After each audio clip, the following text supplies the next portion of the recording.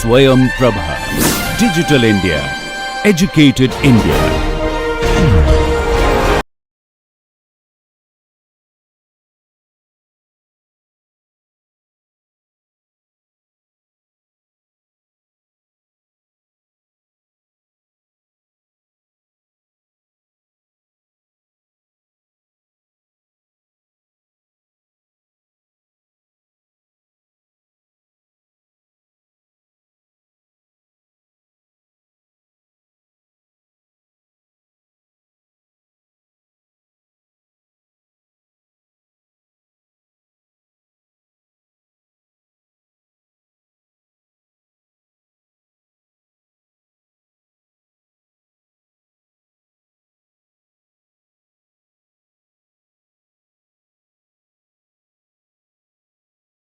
Hello everyone. We will now revisit fields and see some simple but important constructions of fields. So, what are fields? As we have seen, fields are some special types of rings. Specifically, they are commutative rings.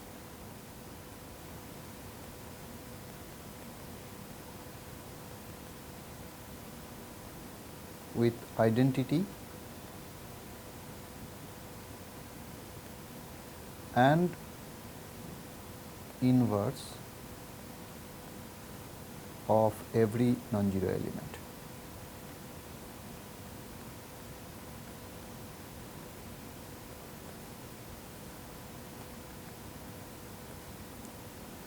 So, they are commutative rings, which means that the multiplication operation is commutative and there is an identity element, that means there is a multiplicative identity element and multiplicative inverse of every non-zero element exists.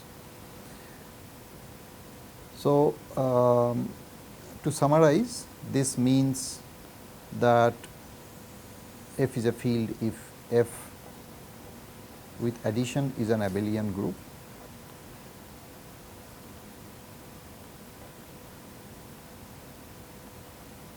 So, first of all, F must be a ring. So, that means it is an F plus is an abelian group and multiplication is associative.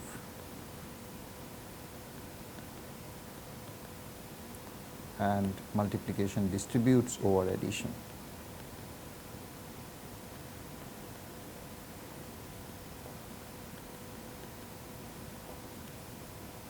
Now, further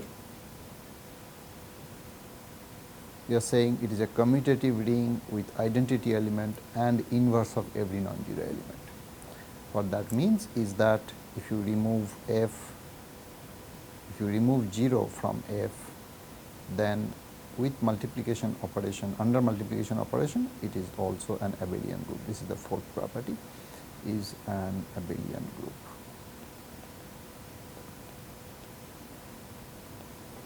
So, this is the summary of all these three statements: commutative, multiplication, identity, multiplicative identity and multiplicative inverse of every non-zero element. So, if you remove the 0 element, then every element has an inverse. So, without the 0 element, this forms an abelian group. Now, what are some examples of fields? First of all, we know that the natural number, the counting numbers is not a field. First of all, n with under addition itself, it is not a group. Okay, there is no 0, it is the set of counting numbers 1, 2, 3, etc. So, 0 is not there. So, as a result, there is no question of additive inverse either. Now, then if you look at how we have learned numbers from our childhood, you will see that first we learned to count, which means we learned this set of numbers, the natural numbers, and they do not even form an additive group. So, 0 is not there. So, then we included 0 in our collection, and we had 0, 1, 2, 3, etc. So, this is a set, it has additive identity element, okay. 0 is there, but still no additive inverse, negative numbers are not yet there. So, then we added the negative elements, and that set we called the set of integers, -2, -1, 0, 1, 2, etc. Okay. All the positive, negative integers and 0, this is the set of integers. Now, we have the 0 element as well as additive inverse of every element, and this forms a group, abelian group under addition. Now, if you look at multiplication operation, we see that it is already commutative, dot is commutative, it has identity element, multiplicative identity element, which is 1,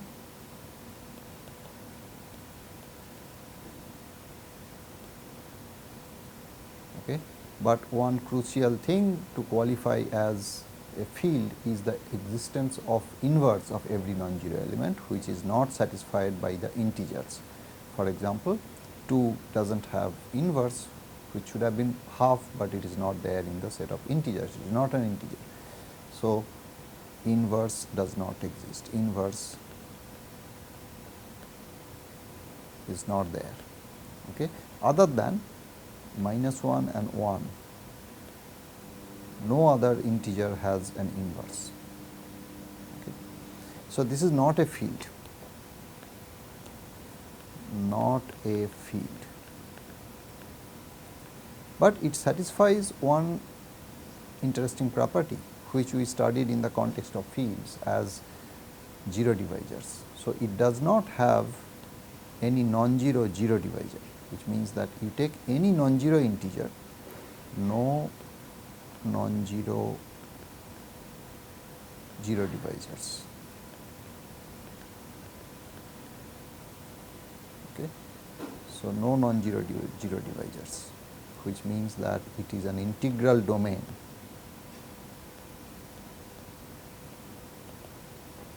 Okay. So, it is close to being a field, it satisfies this property, but it still they are not zero divisors, but they also still do not have inverse.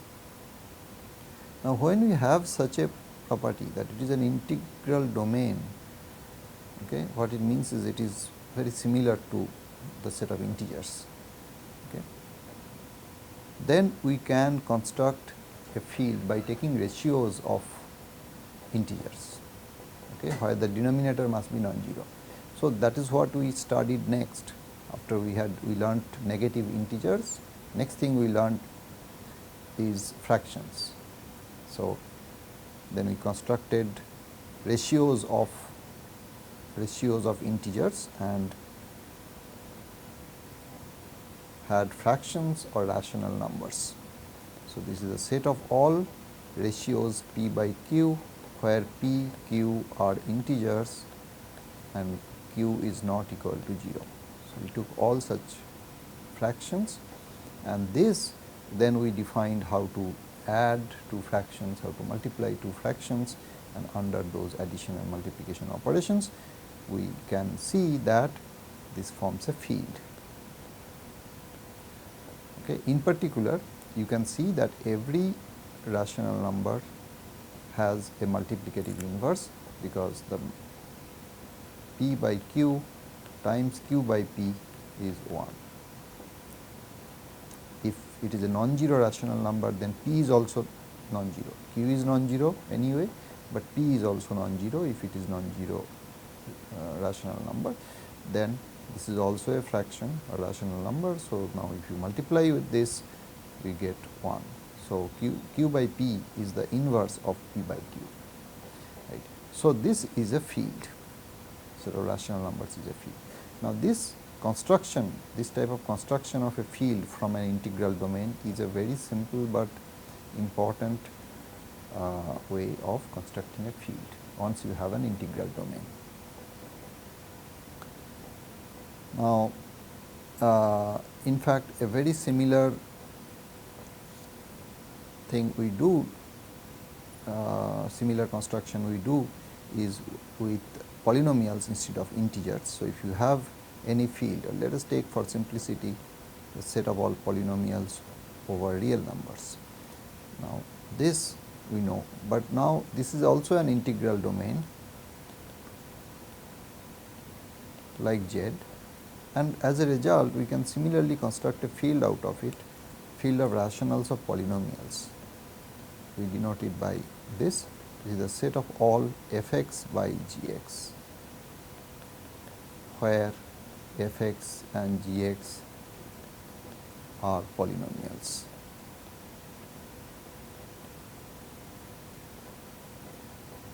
Okay. These are polynomials and g(x) is non-zero. So, this is very similar to the construction of rational numbers from Z, and this also forms a field. Okay. So, this type of construction can be done from any integral domain. You take ratios of integers from an integral domain and you get a field. Now, coming back to rationals here, this also then after rational numbers we learnt irrational numbers, okay, and in fact we then extended this field to a bigger field and we called it the real numbers. Okay, the real numbers.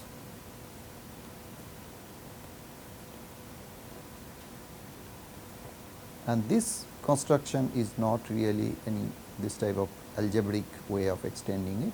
This from the rational numbers, the way we extended to the set of real numbers is that we realize that the rational numbers have gaps. Okay. So, the rational numbers on the number line have gaps.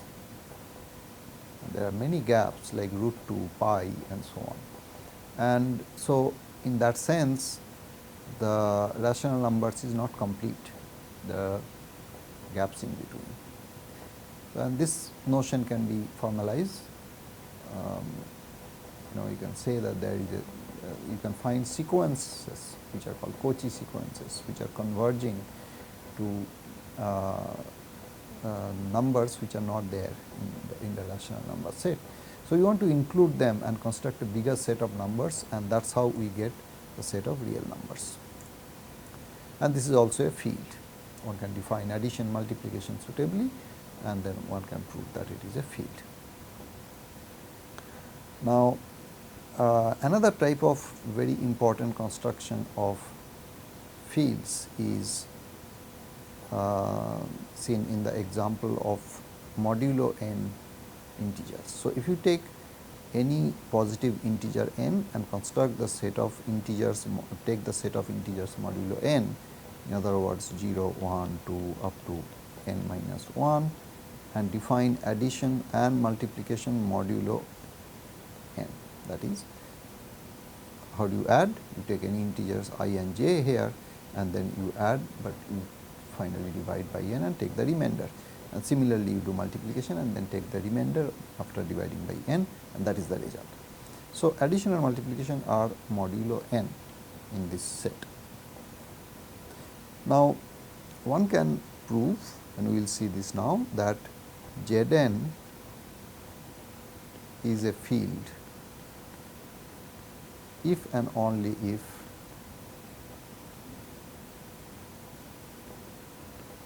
n is prime. Okay. So, let us see this. So, what it says is that if n is a prime number, then Zn is a field, and if n is not a prime number, then Zn is not a field.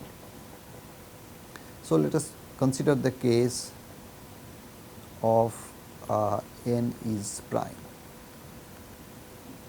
case 1. Okay. Then we want to show that Zn is a field.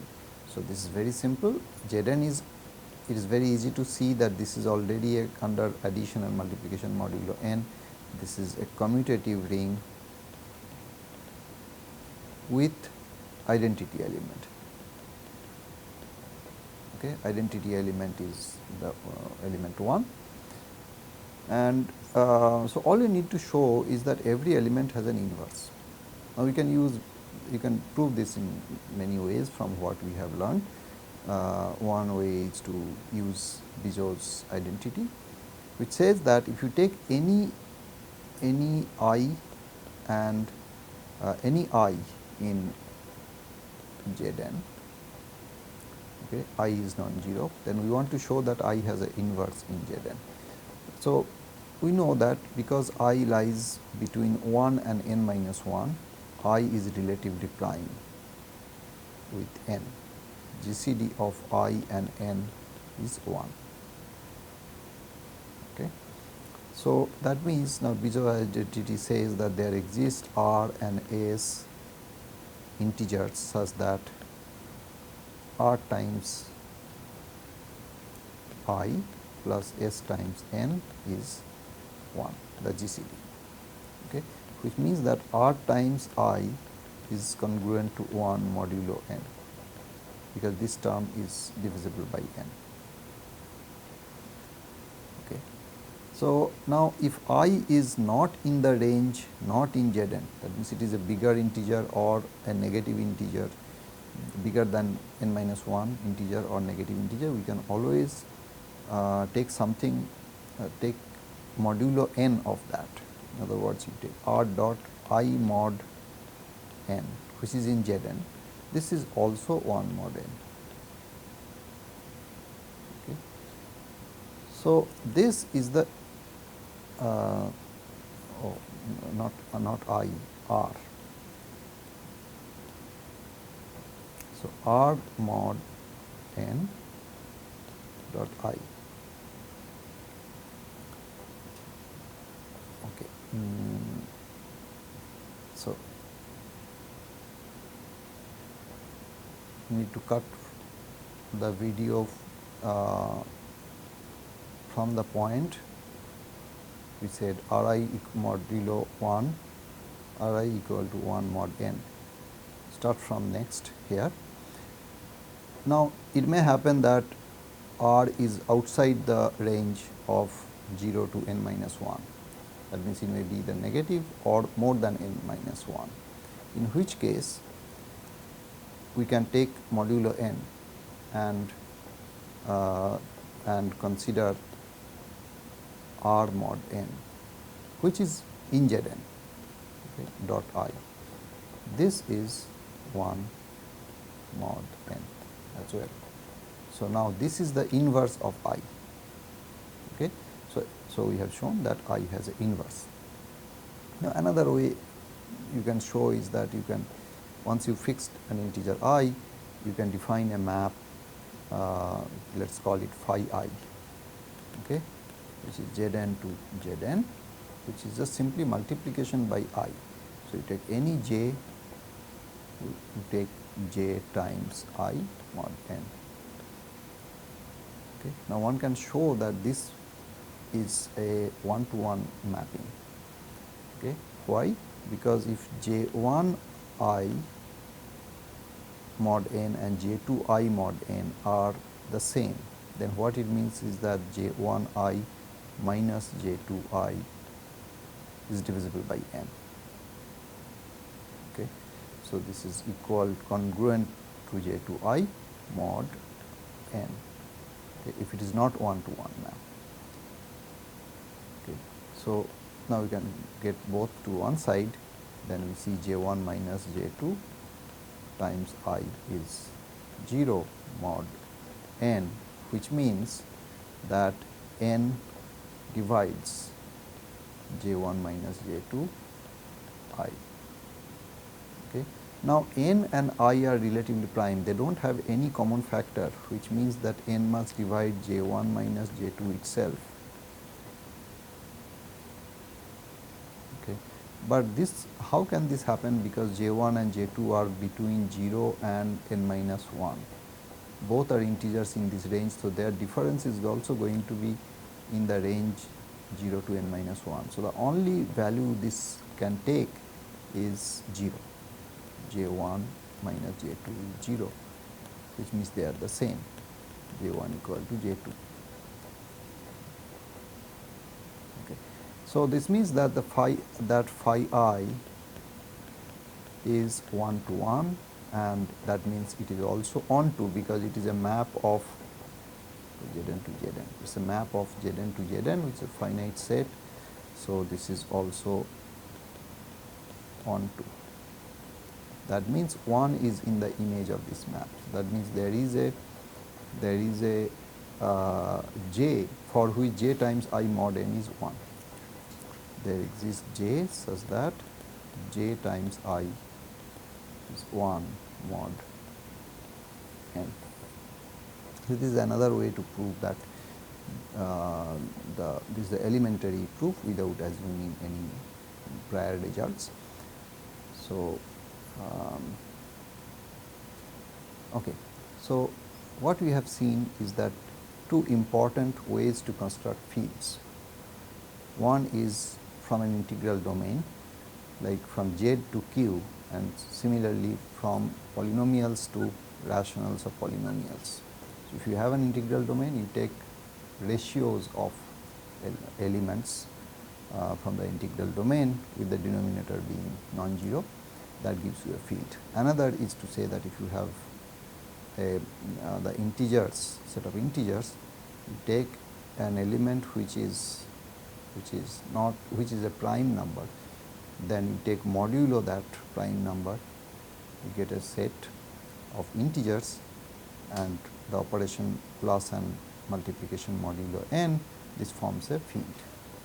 And we will see that very similar constructions can be used for polynomials as well, that we will see later, and that will be the main way to construct finite fields.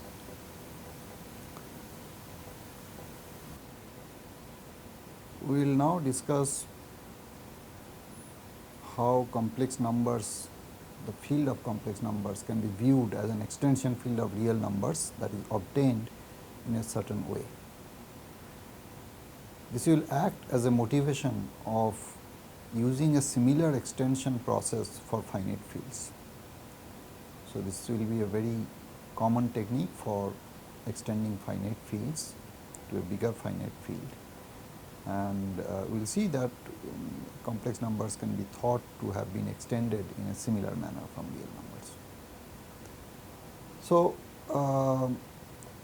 R is the set of real numbers, the field of real numbers.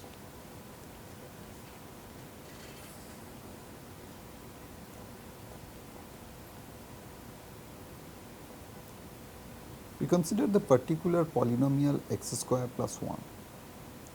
This is a real polynomial over real numbers, the coefficients are real numbers, and we know that this does not have any root in real numbers.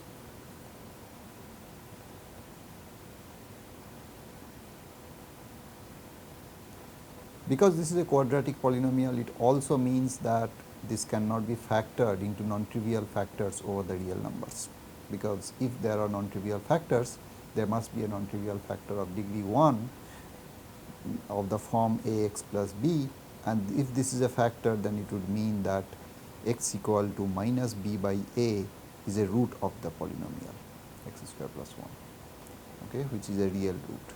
But we know that this does not have a real root, so this cannot be factored into non-trivial factors. If there was a root of x square plus 1, then it would mean that the value of x should satisfy this equal to 0, which would then mean that x square equal to minus 1, that is x equal to square root of minus 1, right. And we know that there is no such element, no such real number whose square is minus 1. Okay, any real number square is a positive number. So, in fact, there are many such quadratic polynomials which does not have any real root. Okay. So, such polynomials, because they do not have any non-trivial factors, they are called irreducible polynomials. Okay. So, x square plus 1 is an irreducible polynomial over the real numbers, and we are going to use this polynomial to construct an extension field of the real numbers. So, the extension field will have the elements, and we denote this set by S, which are linear polynomials of the form a x plus b. Okay, let me denote it by a plus bx, where a and b are real numbers.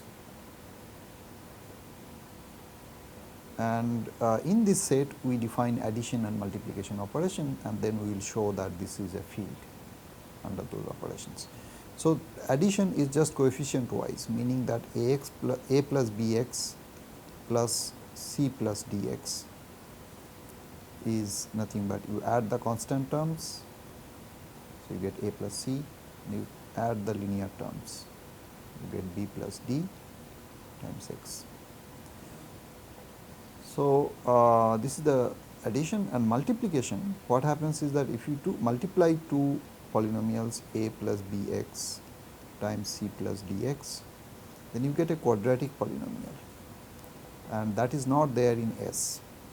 So, you get AC plus BC plus AD times x plus BD x square. This is not a linear polynomial, so it is not in S. So, what you do is we take modulo x square plus 1, and that is where we use the irreducible polynomial x square plus 1. Okay. So, we multiply and take the residue after dividing this polynomial by x square plus 1. Now, this when you divide and take the remainder, we write this is congruent to something modulo x square plus 1, right. But if you take modulo x square plus 1, basically x square gets replaced by minus 1. So, if you replace this x square by minus 1, you get AC minus BD plus BC plus AD times x.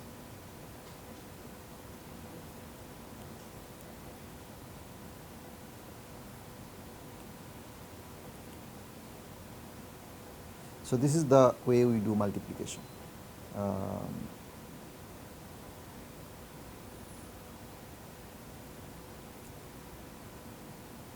So, the multiplication is defined to be modulo x square plus 1. Okay. Now, one can check that it satisfies these under these two operations, addition and multiplication. This set satisfies all the properties or defining properties of a field, and so this forms a field. So, in particular all the properties are very easy to check and they are trivial. Only thing we need to really check, which is non trivial, is that every non-zero element has an inverse, and that let us see. So, if you take a plus bx, what is its inverse? The claim is that this particular element a by a square plus b square minus b by a square plus b square times x, this is the inverse of a plus bx. Note that this is an element of S, this is there in S. So, this is another element in S which we are multiplying with a plus bx, and we will see that this will give us 1. So, multiplication has been defined here, and so we use that, we get AC minus BD. So, A, this the product of these two terms, which is a square by a square plus b square, okay, minus BD, which is this times these two terms. So, it is b square by a square plus b square minus, there is already minus, we take minus of that. So, you get plus. This is the constant term, and the x term will be obtained by as BC plus AD. So, BC is AB by a square plus b square, and AD is A times this term. So, minus AB by a square plus b square times x, but this is same as this. So, this cancels, and we get 0 as the linear term, and if we add this we get constant term, we get as a square plus b square by a square plus b square, which is 1. So, indeed this element is the inverse of a plus bx. So, we have explicitly constructed or found the inverse of a plus bx whenever a and b are both non-zero. So, for every non-zero a plus bx, we have found the inverse. A and b should be non-zero, because otherwise this will be a 0 by 0 term which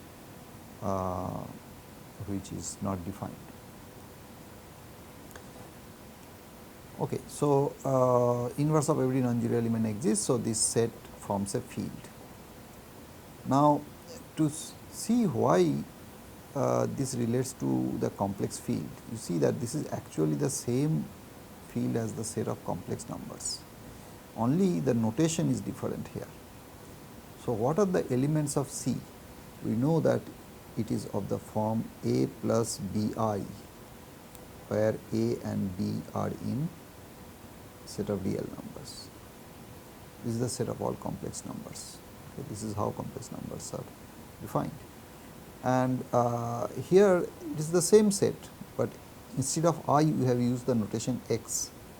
And how is the multiplication operation is defined for complex numbers? In fact, it is the same as how it is defined here. You see, a plus bi times c plus di is exactly ac minus bd plus bc plus ad times I. And in fact, complex numbers are also added in the same way, a plus c plus b plus d times I. So, addition multiplication operations are the same, the set is the same, except that x is equivalent to I here. Okay. So, this is in fact the complex numbers set, and the operations are also the same operations as for complex numbers, addition and multiplications in complex numbers.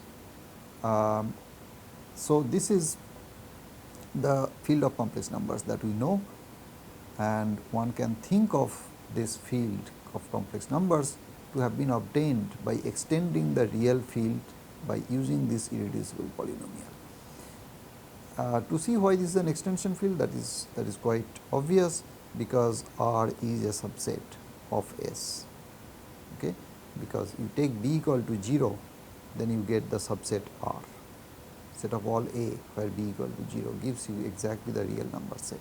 So, S is a superset of R, and hence and restricted to R, the addition multiplication operations are also same as what is defined here. So, if b is 0, you can see the addition is just a plus c, the real addition. Multiplication is also just AC, because b and d are 0. So, this is 0 and these two terms are zeros. Okay. This is 0 and these two are 0, because b and d are zeros. So, so real field is a subfield of S, and in other words S or C is an extension field of R. Now, one thing is that, one thing is that we can do this operation, this type of extension of a field using an irreducible polynomial in general for any field and for any irreducible polynomial over that field. So, does it mean that for the complex numbers also we can extend it similarly to a bigger field using an irreducible polynomial fx, irreducible, and it is over C. It is a complex polynomial which is irreducible. Now, extending similarly means we need to have such an irreducible polynomial, but we know that there is no such irreducible polynomial, no such irreducible polynomial over the complex numbers.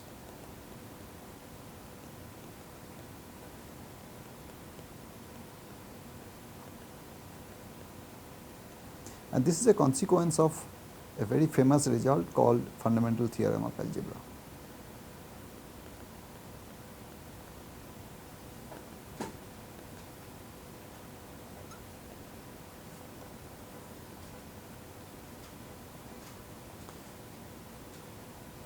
Which so basically means that any polynomial over C of degree n can be factored into n linear factors, that is it has n roots counting multiplicities, okay, and such fields are also called algebraically closed fields. So, you cannot so all polynomials over such a field have all roots in that field. So, degree n polynomial has n roots in that field if you count the multiplicities of multiple roots. Now, however, this technique can be used and is used in many extending fields in for finite fields, and this is the way we will construct finite fields. Now, so let us take an example. So, in general, if you take any field f and any polynomial fx which is irreducible, you can take the set of all polynomials and define multiplication operation modulo fx, we will get a field which we will denote by this notation fx by this small fx. It is the extension field of f that you get by using extending f using this irreducible polynomial. Now, we will discuss more details about this type of construction later, but let us first see an example. So, we know that Z2, that is 0, 1 and modulo 2 addition and multiplication plus and dot modulo 2. This is a field. In fact, we also know that Zp for any prime number 0, 1 up to p minus 1, where plus and dot are defined as modulo p addition and multiplications, this also forms a field. So, we will take the simplest case of Z2 and take an irreducible polynomial and see how to that we will get an extension field of Z2. So, we take polynomials over Z2, that is binary polynomials, coefficients will be binary 0 and 1, and we take first of all such a polynomial fx which is irreducible. So, we take x square plus x plus 1. Now, if there is no root of this polynomial, then we know it is going to be irreducible, because this is a quadratic polynomial. Any non-trivial factor has to be degree 1, and that means it will correspond to a root. Now, it is very easy to check if there is a root for this polynomial or not, because there are only 2 elements in Z2. So, is 0 a root of this polynomial? Clearly not, because if you put 0 in place of x, we get 1. Okay. Now, if you put 1 in place of x, we get 1 plus 1 plus 1, which is also 1 mod 2. So, 0 and 1 are not roots of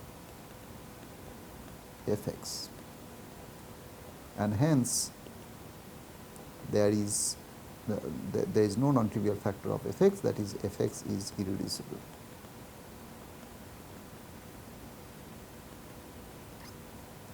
So, we can define a multiplication operation modulo this polynomial, and we expect to get a field using that. Okay. So, what will be the set of what will be the elements in that field? So, set will be set of all linear polynomials.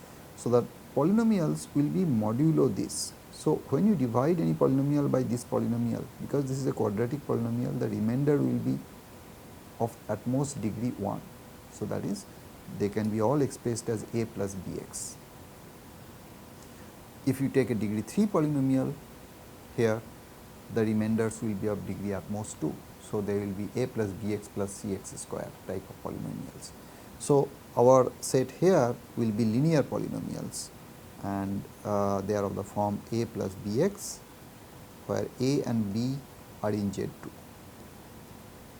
and you can explicitly write down what the elements are, because A and B are in Z2, Z2 is a finite set 0 and 1. So, we get 0, 0 plus 0 times x, which is 0, then 1 plus 0 times x, which is 1, and then x plus 0, which is x, and then x plus 1, okay, where A and B are taken to be 1. So, this is the set of elements. It has only 4 elements, and we can addition is component wise binary addition, modulo 2 addition. Okay. So, in other words, for example, 1 plus x is simply x plus 1, but how about x plus 1 plus x? You have to add the linear terms. So, it is x plus x, that is 1 plus 1 times x plus 1, okay. But this is 0 modulo 2. So, you get 1, okay. So, x plus x is also 1 0, 1 plus x plus 1 plus x is also 0. So, this is how we do addition, just component wise, but it is modulo 2 addition, because the addition has to be done in Z2, and the addition in Z2 is modulo 2. Now, you can also do multiplication, just take the remainder after multiplying, take the remainder modulo x square plus x plus 1. So, for example, if you take x and x plus 1, you multiply, what do you get? We get x square plus x. So, because it is quadratic, we have to divide it by x square plus x plus 1 and take the remainder. So, let us do that. X square plus x, we divide by x square plus x plus 1, that is the polynomial fx we have taken, right, modulo x square plus x plus 1. So, we take 1 here and x square plus x plus 1, subtract or add, because it is modulo 2, it is the same thing. So, x square cancels, x cancels, and we get minus 1, or which is same as 1 in Z2. In Z2, minus 1 is same as 1. Right. So, the remainder is 1. So, this is equal to 1 actually, 1 mod x square plus x plus 1, and that is the mod, that is the operation. Okay, this is the multiplication operation. X times x plus 1 is 1. So, this also says that x plus 1 is the multiplicative inverse of x. So, you also see that this is actually a field, because you take any non-zero element, it has an inverse. 1 is its own inverse, 1 is its own inverse, and inverse of x is x plus 1, and inverse of x plus 1 is x, they are inverse of each other. Okay. So, inverse exists for every non-zero element. So, this is a field. And how do you represent the elements of this field? Very simple, because every element can be simply written as 2 bits. 0 is basically, because this is the elements here are represented by a and b, the pair of numbers a and b. So, in a computer, if you want to do computation with elements here, you can store an element a plus bx by the pair of bits a comma b. Okay. So, 0 0 will be written as 0 comma 0, 2 bits, 1 will be written as 1 comma 0, x can be written as, so I am writing the constant term first and then the x term here, x term is the second term, but this order you can write the opposite way also. So, so then 0 comma 1 and 1 comma 1, these are the elements, very easy to store and process in a computer, because these are expressed in terms of bits. So, okay, what we have done is we have seen that complex number, the construction of complex numbers can be thought to be a particular way of construction using an irreducible polynomial, which is x square plus 1. You take a set of all linear polynomials, define multiplication modulo x square plus 1, you get basically the field of complex numbers. Now, we have also seen that in a similar way we can extend the field, the binary field Z2, to a bigger field with 4 elements. okay, 4 elements. So, here we have got a field with 4 elements F4. For that we have used an irreducible polynomial of degree 2. So, we take, if you take a degree 3 polynomial, for example x cube plus x plus 1, one can check that this is a irreducible polynomial over the binary field Z2. Okay. So, again we can construct a field using this extension field of Z2 and take set of all polynomials of degree at most 2 and define multiplication modulo this. Each polynomial will have 3 coefficients. So, there will be total 8 elements, because the polynomials are of the form a plus bx plus cx square. So, there are 3 bits here a, b and c. So, there are 8 polynomials and we will get a field with 8 elements. So, 2 power 3, 8 elements. Okay. We will now discuss a very important concept called characteristic of a field, or a more general notion, characteristic of a ring. So, same notion, but can be defined also for a ring. So, we will first define it for a field. Given a field F, the characteristic is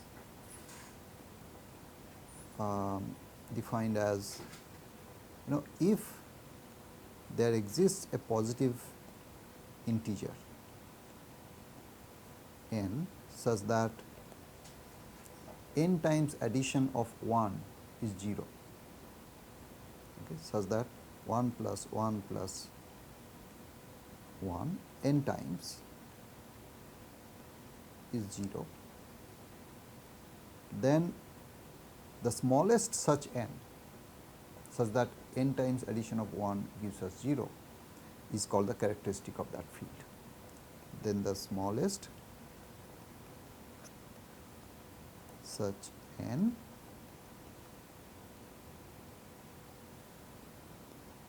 is called the characteristic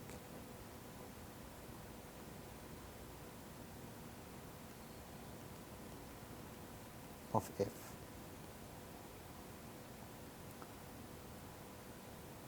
And if there is no such n,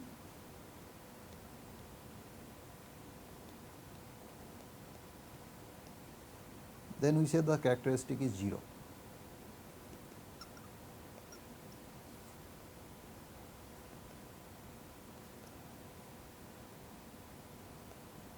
Characteristic is 0, and we denote this number, the characteristic of F, as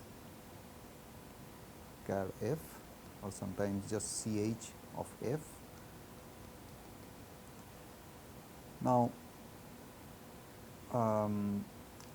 note that if this is 0, if n times addition of 1 is 0, then any element in the field, if you add n times, gives us 0. Why? Because you take any a in F, you add a n times, a plus a n times, you can, using distributive law, we can say this is same as a times 1 plus 1 plus 1 n times, which is a times 0, which is 0.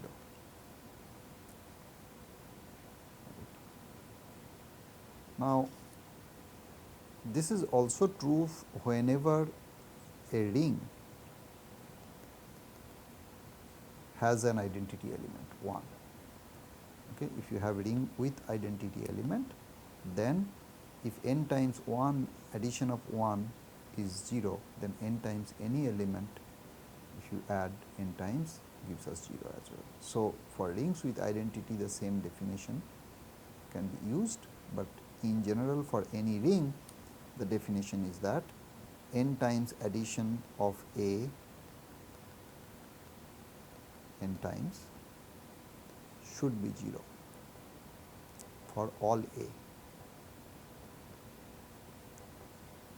So, if there is such an n, then the smallest such n is the characteristic of the ring, and if there is no such n, then the characteristic is defined to be 0.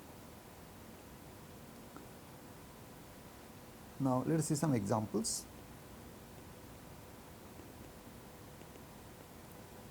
You see fields like the rational numbers, set of real numbers, the field of complex numbers, etc.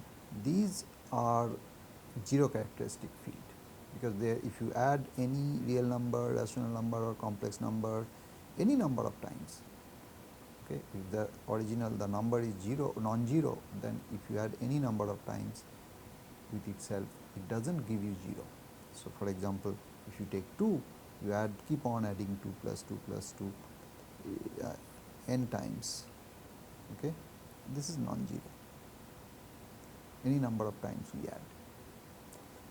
So, this is true for any real number, complex number, rational number, anything. In fact, you take any extension field of these fields, for example, take the rationals of polynomials q of x, okay, then that is also a field, and that also has characteristic 0,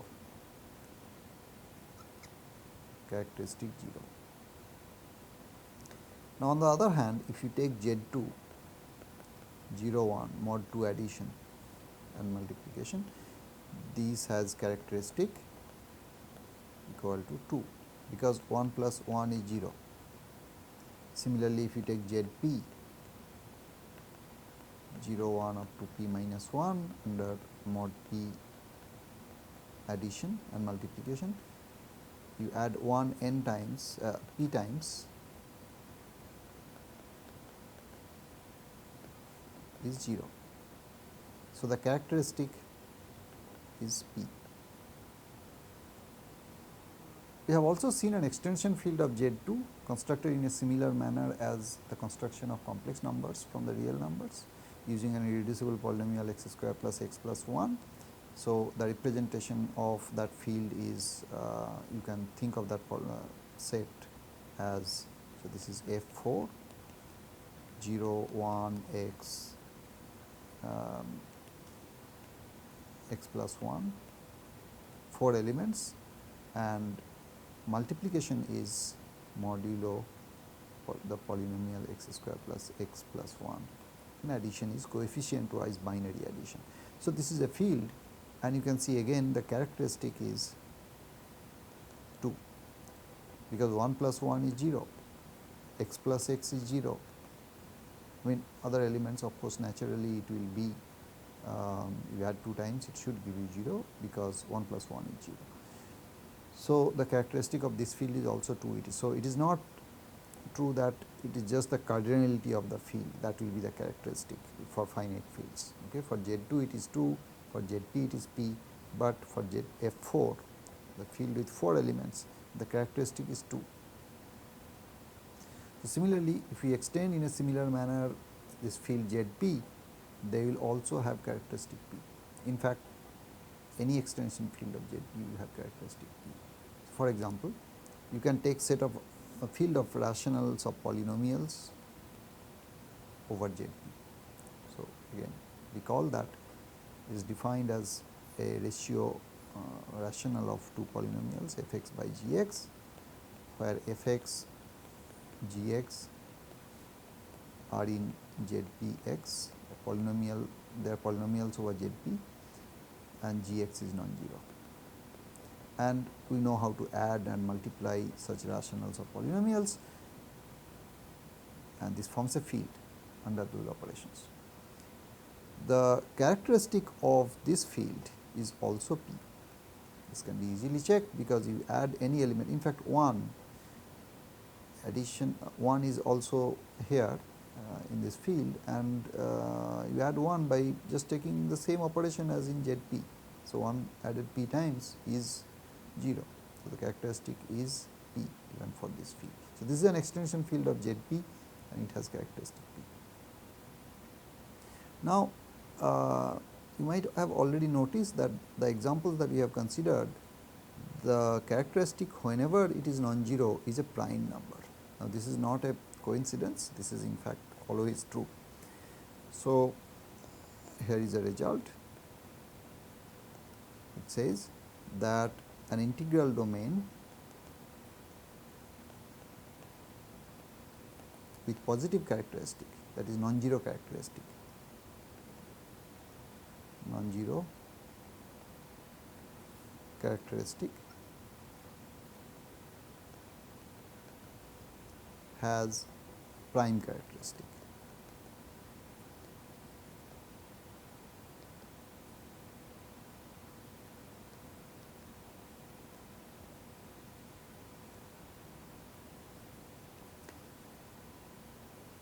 So, if the characteristic is non-zero, the characteristic must be prime. So, let us see the proof. So, if it is non-zero, then we know that there is, suppose n is the characteristic.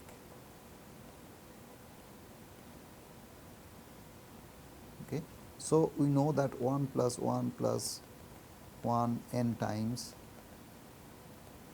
is 0, and n is the smallest number for which this happens.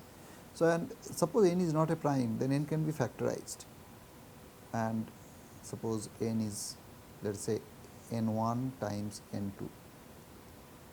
Okay. Then we can write this sum as, you can in the product form, as addition of n1 ones times addition of n2 ones. This is n1 times and this is n2 times. Just by distributive law, when you multiply n1 ones and n2 ones, the sum of n1 ones and sum of n2 ones, you get as product sum of n1 n2 ones, which is n ones, right, which is here. So, this is also 0. Now, because this is a field, these two elements are field elements. If there are, or actually not a field, we assume it is an integral domain. They are elements of an integral domain. If their product is 0, then one of them must be 0. Okay. So, one of them is 0. So, suppose if one of them is 0, then characteristic is, so n is, so n is not the smallest number.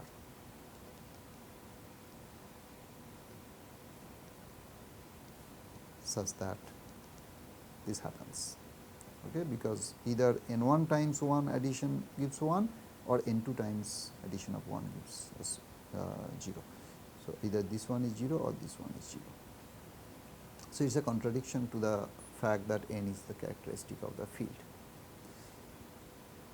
So, this shows that n must be prime, it should not be factorizable if it is the characteristic of the field. So, it must be prime. Now, a consequence of this is that any finite field has prime characteristic.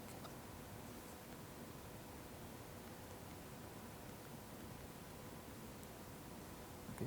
So, all you need to show is that any finite field has non-zero characteristic, because then it is a field, so it is an integral domain. If its characteristic is non-zero, by using this theorem, it follows that it has prime characteristic, the characteristic is prime. So, if you show that characteristic is prime, then we are done. Now, so characteristic is positive, then we are done. So, what is the alternative? If it is not positive characteristic, it must be 0 characteristic. Okay. So, if a finite field, if any field has 0 characteristic, what does it mean? There is a 1 in the field, okay, any field has an element, identity element 1. So, 1 is there, you add 1 2 times, it is also there, it is non-zero. We know that its characteristic, if it is 0, then 1 plus 1 plus 1 is non-zero, all these are non-zero, add 1 any number of times, gives us non-zero elements. Now, can any of these be equal, any two of these be equal? Suppose 3 times addition is same as 5 times addition. This is equal to 1 plus 1 plus 1 plus 1 plus 1. Then you can cancel 3 ones on both sides, and what does it mean? It means 1 plus 1 is 0, which is a contradiction to this. Okay. So, what we see is that not if these are all non-zero and these are all unique, these are distinct, these are distinct. So, these are distinct an infinite number of elements in the field. So, this is an infinite field. So, a finite field cannot have 0 characteristic, because if it is 0 characteristic, then you have an infinite sequence of distinct elements. It must be infinite. So, we are done. A finite field must have non-zero characteristic, and so by the previous theorem it has prime characteristic. Now, a very interesting structural property of finite fields or fields with prime characteristics is the following result.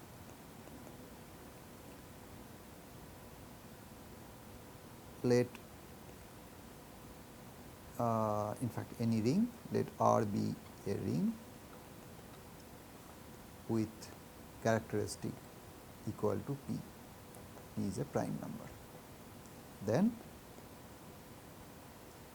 A plus B power P is A power P plus B power P. A minus B power P is A power P minus B power P. Now, in fact, we will prove these two, but using this you can generalize this, you can apply these rules again and again, and what do we get? We take A plus B power P square, which is A plus B power P power P. So, on this we use this result. So, we get A power P plus B power P, whole thing power P, and we use this result again. Now, we take A power P itself as A and B power P itself as B, then we get A power P, which is A power P square, plus B power P, which is P square. So, by repeatedly applying, again you can apply the same rule, and in general we will get A plus B power P power n for any n is A power P power n plus B power P power n, and similarly A minus B power P power n is A power P power n minus B power P power n. So, these two results also hold in more generality, but we will prove only these two results from this more general version follows. So, the proof of this first statement. So, if you want to compute A plus B power P, how do we compute it? We use binomial theorem.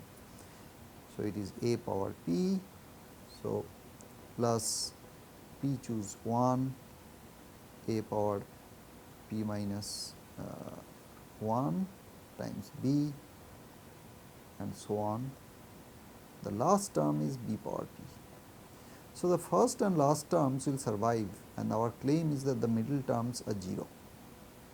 So, the middle terms are of the form P choose I, A power P minus I, B power I, where I is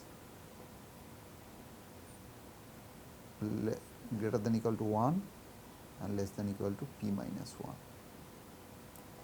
Okay. The 0th term is here, I equal to 0 term, and I equal to P term is B power P. The two end terms are 0, I equal to 0 and I equal to P terms. So, the middle terms, let us see what this coefficient is. If this coefficient is a multiple of P, then we know that because all these operations are happening over a ring of characteristic P. So, what P choose I means is the p choose I times addition of 1. So, that will be 0 if it is a multiple of p, because the characteristic is p. So, is it a multiple of p? Let us see, let us expand this. P choose I is p times p minus 1 times p minus I plus 1, I terms in the numerator and I terms in the denominator, I times I minus 1 times up to 2 times 1, 1, 2, 3 up to I, that is I factorial, and above p times p minus 1, p minus 2 up to p minus I minus 1, that is I plus p minus I plus 1. Now, we see that we know that this is an integer, it is not a fraction, it is a positive integer.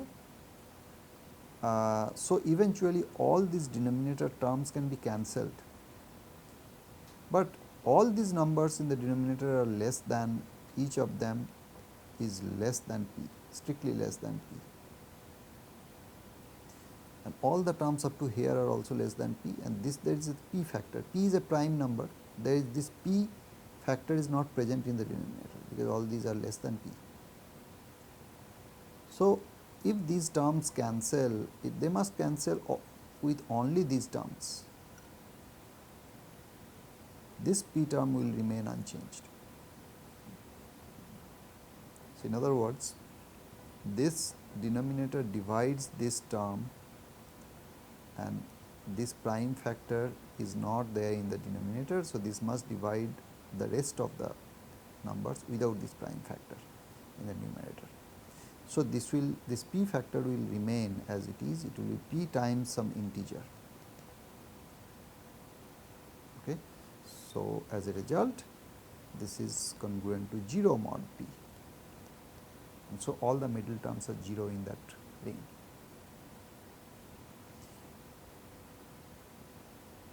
So, this proves the first result, and a minus b power p, using the first result itself, you can say it is a plus minus beta power p.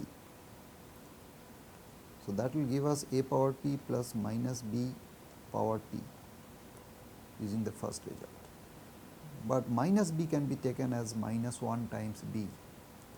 So, this is minus 1 power p times b power p. But what is minus 1 power p?